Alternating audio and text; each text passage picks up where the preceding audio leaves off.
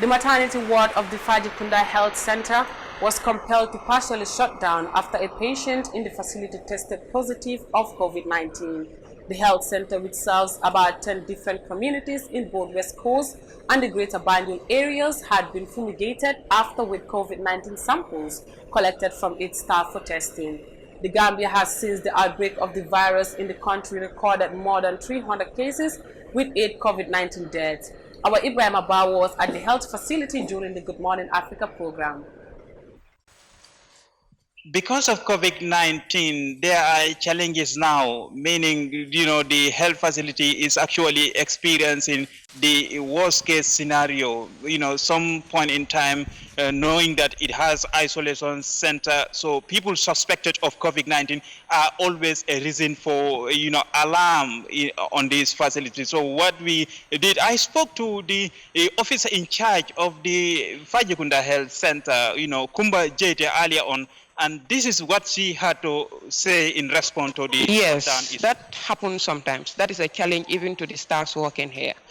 Because normally, if you have a suspected case of COVID, even before confirmation, we will like to protect ourselves. That is by calling the team to come and fumigate the particular unit or the entire facility, because all the staffs mingle.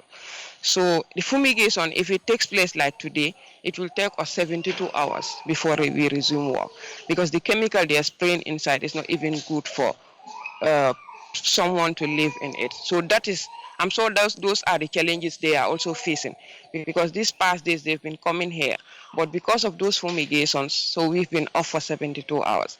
That's a problem for the community, I can say.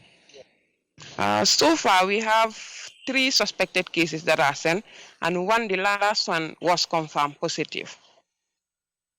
Out of 3 suspected cases, as he rightly mentioned, 1 has been confirmed positive, and this is not a good news for the health facility, because looking at the number of health workers who already under treatment for the COVID virus, I mean, they also are doing their best to make sure that the nurses and the few workers that they have here, since the work was scaled down, the number of staff was scaled down, they have to protect the few that are here. So they will go to the extent of doing whatever it takes to shut down the facility, just to make sure that, the services that the community look up from them will continue to be offered.